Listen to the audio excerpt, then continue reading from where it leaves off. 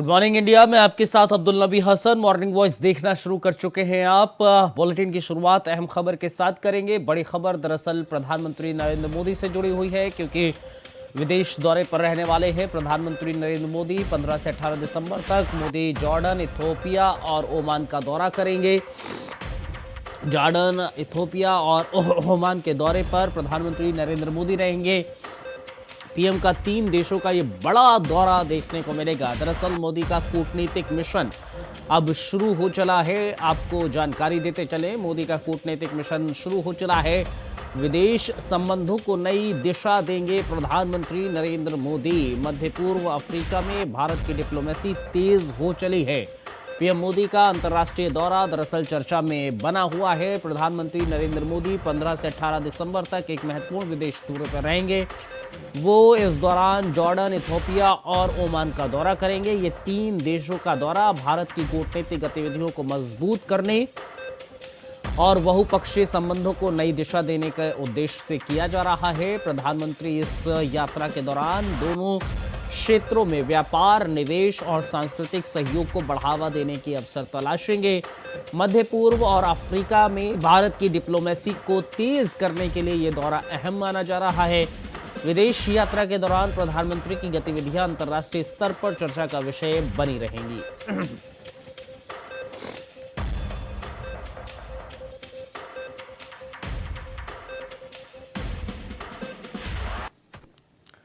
12बंकी से अहम खबर है, बड़ी महत्वपूर्ण खबर आपको बताते चले। मुख्यमंत्री योगी आदित्यनाथ 12बंकी के दौरे पर आज रहने वाले हैं। जानकारी आपको देते चले, मुख्यमंत्री योगी आदित्यनाथ 12बंकी के दौरे पर आज रहेंगे। 11 बजे सीएम योगी आदित्यनाथ 12बंकी पहुंचेंगे। सुबह तकरीबन 11 बजे 12बंकी पहुंचेंगे मुख्यमंत्री योगी आदित्यनाथ। पद्मश्री किसान रामचरण वर्मा के फार्म का दरअसल भ्रमण भी मुख्यमंत्री करते हुए नजर आएंगे। प्रगतिशील किसानों के से भेंट करेंगे मुख्यमंत्री योगी आदित्यनाथ। कृषि संबंधित स्टॉलों का भी भ्रमण करेंगे। किसान पाठशाला का भी शुभारंभ करेंगे। तो जानकारी हम आपको देते चल रहे हैं, महत्वपूर्ण खबर हम आपको बताते चल रहे हैं। पद्मश्री किसान रामचरण वर्मा के फॉर्म का भी भ्रमण मुख्यमंत्री करेंगे।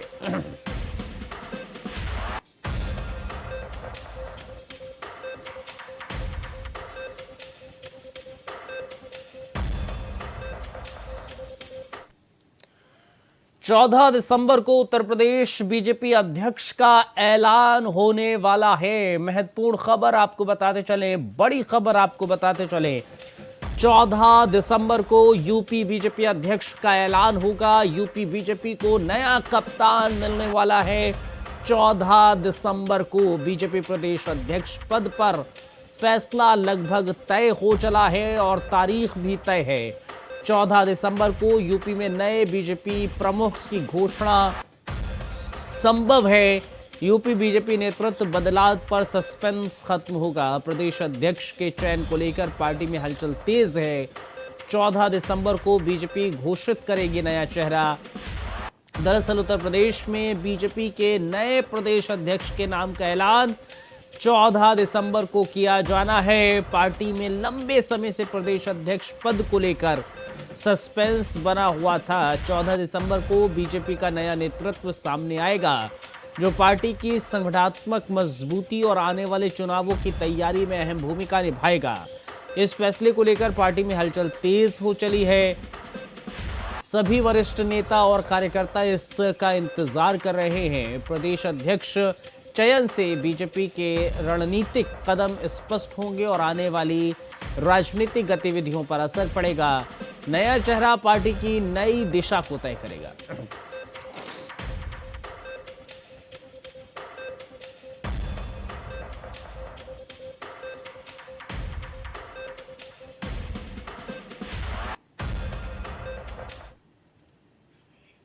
एक और बड़ी खबर से आपको रूबरू कराते चले। राहुल गांधी की दोहरी नागरिकता मामले पर आज सुनवाई होनी है। राहुल गांधी की दोहरी नागरिकता मामले पर सुनवाई आज होनी है कोर्ट में। दरअसल आज सुनवाई होगी। बड़ी और महत्वपूर्ण खबर हम आपको बताते चले, कोर्ट में आज राहुल गांधी की नागरिकता के मामले में सुनवाई होनी है। दोहरी नागरिकता विवाद अदालत में हो गया है फिर से। दरअसल आपको बताएं, रायबरेली के एमपी एमएलए कोर्ट में ये सुनवाई होनी है। महत्वपूर्ण खबर हम आपको बता रहे हैं, जानकारी आपके साथ हम साझा कर रहे हैं। राहुल गांधी की दोहरी नागरिकता मामले में आज सुनवाई होनी है और इसको लेकर दरअसल आपको ये जानकारी देते चले। दोहरी नागरिकता विवाद फिर अदालत में पहुंच गया है और आज सुनवाई होनी है। फिर अदालत में राहुल गांधी के केस पे आज सुनवाई होगी। नागरिकता मुद्दे पर राहुल गांधी की सुनवाई तय होगी। राजनीतिक हलचल बढ़ चुकी है। आपको जानकारी दें, उत्तर प्रदेश दरअसल रायबरेली में एमपी एमएलए कोर्ट में ये सुनवाई होनी है।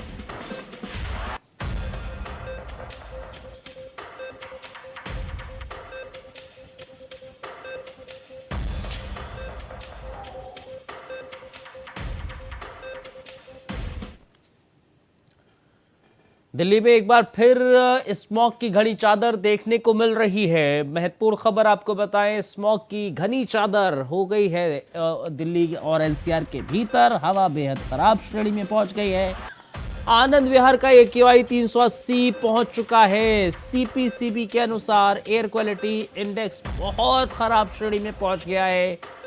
राजधानी के कई हिस्सों में स्मॉग की चादर देखने को मिल रही है। प्रदूषण बढ़ रहा है, स्वास्थ्य का खतरा लगातार गहराता जा रहा है। दिल्ली की हवा फिर से जहरीली हो चली है। आनंद विहार में सांस लेना मुश्किल हो रहा है। दिल्ली एनसीआर का जिक्र करें, कई हिस्सों में घना कोहरा कह लीजिए या स्मॉग कह लीजिए, वो छाया हुआ है, जिससे लोगों को बाहर निकलना बेहद मुश्किल हो चला है। आनंद विहार इलाके का वीडियो सामने आया है, जहां पर प्रदूषण का स्तर चिंता का विषय बना हुआ है। CPCB के मुताबिक ये AQI 380 रिकॉर्ड किया गया है, जो बहुत खराब श्रेणी में आता है। इस स्तर में हवा में सांस लेना मुश्किल हो जाता है, काफी दिक्कतों का सामना करना पड़ता है। और विशेषज्ञ मानते हैं कि मौसम में ठंड बढ़ने और हवा की रफ्तार कम होने से प्रदूषण जमीन के पास जमा होने लगा है। प्रशासन ने लोगों से आवश्यक एहतियात बरतने को कहा है।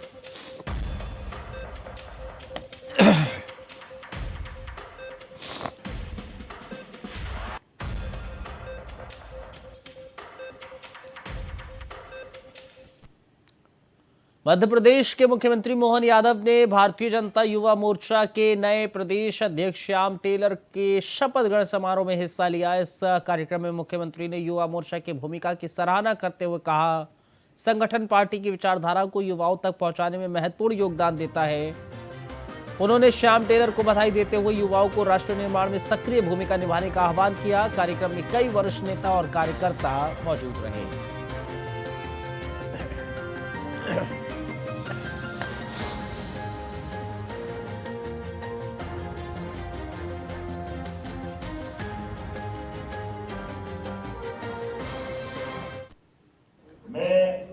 वैभव को भी बधाई देना चाहूंगा। आपने अपने योग्य उत्तराधिकारी के हाथ में काम दिया और सुयोग्य तरीके से आपने भी संचालन किया। तो वैभव पवार भी हमारे युवा मोर्चा के अभी पदभार हुआ के बाकी है, चलिए हो गया। मेरी अपनी ओर से निवृत्तमान और पदभार समित दायित्ववान दोनों मित्रों को बधाई। दोनों छोटे भाई हैं, एक बार जोरदार अभिनंदन हर कोई अपने। बीजेपी के राष्ट्रीय महासचिव तरुण चुग ने कांग्रेस नेता राहुल गांधी पर तंज कसते हुए कहा है कि उन्हें गृह मंत्री अमित शाह का भाषण बार बार सुनना चाहिए ताकि समझ आ सके वास्तव में कंफ्यूज कौन है। चुग ने कहा है कि प्रधानमंत्री नरेंद्र मोदी के नेतृत्व में केंद्र सरकार गरीबों के लिए लगातार काम कर रही है, संविधान को सर पर मानकर निर्णय लेती है। उन्होंने कहा कि देश में घुसपैठियों को बाहर निकालने के लिए सरकार पूरी तरह से संकल्पबद्ध है। उनका कहना है कि विपक्ष सरकार की नीतियों को समझने में असफल है, केवल भ्रम फैलाने का काम कर रहा है।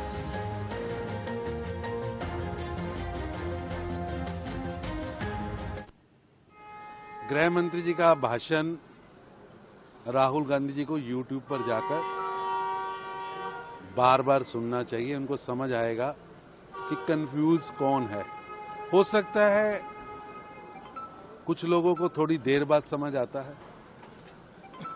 समझने में थोड़ा समय लगता है, तो उनको ऐसा उनकी परिस्थिति है, तो उनको बार बार देखने चाहिए। उनको देश का सच और देश के अंदर किस तरह नरेंद्र मोदी जी के नेतृत्व में एक डिसाइसिव, डायनेमिक,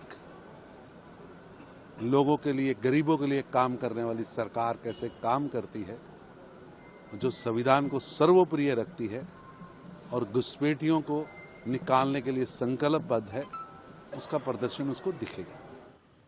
उत्तर प्रदेश के उप मुख्यमंत्री ब्रजेश पाठक ने लखनऊ में ठंड के मद्देनजर रैन बसेरों का निरीक्षण किया है। उन्होंने कहा कि सरकार का प्रयास है कि ठंड में कोई भी बेसहारा व्यक्ति खुले में ना रहे। पाठक ने बताया कि लखनऊ नगर निगम के पास 25 स्थायी और 41 अस्थायी रैन बसेरे संचालित हो रहे हैं, जिसमें सभी आवश्यक सुविधाएं उपलब्ध कराने के निर्देश दिए गए हैं। निरीक्षण के दौरान उन्होंने रैन बसेरे में रह रहे लोगों से बातचीत की और उन्हें मिठाई भी बांटी।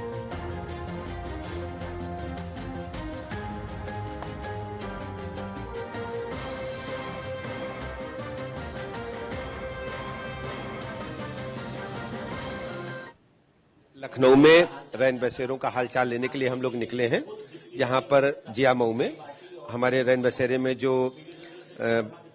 बेसहारा लोग हैं उनको खुले में रहना ना पड़े ठंड के मौसम में, इसलिए लखनऊ नगर निगम के माध्यम से हमारे पास 25 स्थायी रैन बसेरे हैं और 41 अस्थायी हैं। ऐसे लगभग 3000 व्यक्तियों को रहने के पूरे इंतजाम है। रजाई, गद्दा ठंड न लगे उसके बेहतर इंतजाम हो और इसके अलावा भोजन अच्छा क्वालिटी मिले उनको, इसके लिए सारे इंतजामों के निर्देश दिए गए हैं। आज हमने स्वयं रैन बसेरा में आकर के देखा है, हमारे लोगों को कोई दिक्कत नहीं है। लोग भी काफी मिलकर आपसे बेहद खुश। हाँ, बहुत सब अपने यूपी के लोग हैं और सब लोग खुश हैं कि सरकार ने बेहतर इंतजाम उनके लिए किए हैं। आपके राष्ट्रीय संयोजक अरविंद केजरीवाल ने गोवा दौरे के दौरान बीजेपी सरकार पर गंभीर आरोप लगाए हैं। उन्होंने कहा है कि बीजेपी पिछले 13 वर्षों से सत्ता में है, लेकिन राज्य को केवल भ्रष्टाचार ही मिला है। केजरीवाल ने आरोप लगाया है कि हादसे का जिक्र करते हुए कहा, ये घटना हुई है वहां ना फायर सेफ्टी लाइसेंस था, ना कंस्ट्रक्शन लाइसेंस, जिससे 25 लोगों की जान गई। उन्होंने शासन पर बड़ी लापरवाही का आरोप लगाया।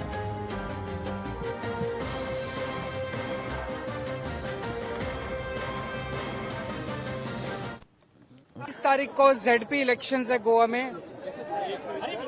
मैं 3 दिन की यात्रा पे गोवा आया हूं। पिछले 13 साल से गोवा में बीजेपी की सरकार है और इन 13 साल में बीजेपी ने केवल और केवल भ्रष्टाचार दिया है। अभी जो अरपोरा फायर इंसिडेंट हुआ वो साफ साफ दिखाता है उनके पास ना फायर सेफ्टी का लाइसेंस था, ना कंस्ट्रक्शन का लाइसेंस था, ना चलाने का लाइसेंस था, कोई लाइसेंस नहीं था। और इतनी सारी उसके पहले वार्निंग्स दी जा चुकी थी, उसके बावजूद भी वो खुलेआम चल रहा था और उसकी वजह से 25 लोगों की जान चली गई। ये दिया है बीजेपी ने पिछले 13 साल के अंदर, केवल और केवल करप्शन दिया है। चारों तरफ सड़कों के ऊपर गड्ढे हैं, लोग परेशान हो चुके हैं, लोग तंग आ चुके हैं। अभी तक गोवा के अंदर किसी तरह का कोई विकल्प नहीं था, ऑल्टरनेटिव नहीं था। अब आम आदमी पार्टी एक ऑल्टरनेटिव के रूप में आई है। 2027 में गोवा के असेंबली इलेक्शंस हैं और मैं समझता हूं कि जो चेंज गोवा में होना है वो चेंज इन जेडपी इलेक्शंस से शुरू होगा। मैं गोवा के लोगों से अपील करता हूं कि इन जेडपी इलेक्शंस में ज्यादा से ज्यादा आम आदमी पार्टी को वोट देकर आप इस चेंज की शुरुआत कीजिए। छत्तीसगढ़ के मुख्यमंत्री विष्णुदेव साय ने कहा है कि 14 दिसंबर से विधानसभा का शीतकालीन सत्र शुरू होगा। ये बहुत खास रहेगा। उन्होंने बताया कि विधायक अपने अपने क्षेत्रों की समस्याओं को सदन में उठाएंगे। साय ने कहा कि 2 साल को शासनकाल को ऐतिहासिक बताया है। राज्य के विकास में नक्सलवाद बड़ा बाधक रहा, लेकिन अब वो समाप्ति की हो।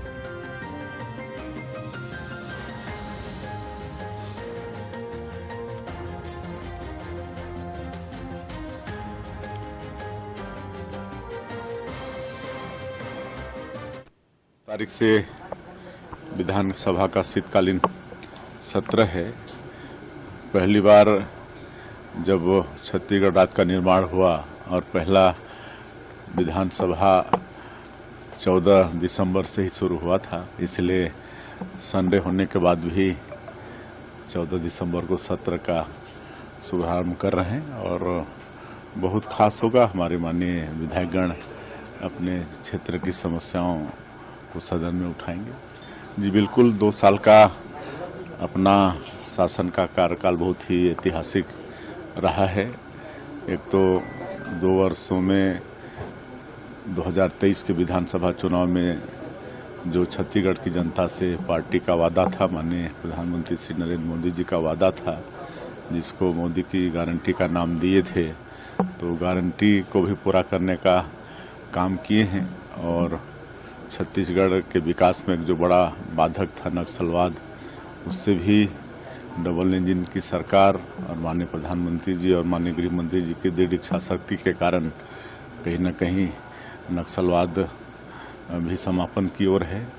हम लोग बस्तर क्षेत्र में भी शांति बहाल करने में कामयाब हो रहे हैं और उस क्षेत्र में भी अब विकास की गंगा बहेगी। तो 2 साल का ये कार्यकाल बहुत ही ऐतिहासिक रहा है। केंद्रीय मंत्री प्रहलाद जोशी ने संसद में गृह मंत्री अमित शाह के भाषण की सराहना करते हुए कहा है कि राहुल गांधी के पास इसका कोई ठोस जवाब नहीं था। उन्होंने कहा कि गृह मंत्री ने संविधान के हर प्रावधान के साथ स्पष्ट जवाब दिया, लेकिन राहुल गांधी तैयारी नहीं करते हैं, वरिष्ठ कांग्रेस नेताओं की बात भी नहीं मानते, इसलिए ऐसी स्थिति बनी।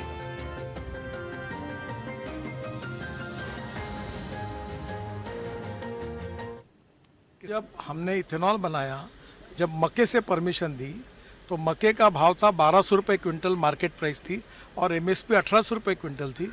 जैसे इथेनॉल की बात आई तो वो 2600 से 2800 रुपये क्विंटल हुई, और जिसका परिणाम ये हुआ कि यूपी और बिहार में 3 गुना मक्का लगा, और आज मक्के के बाद में किसानों को पैसा मिला।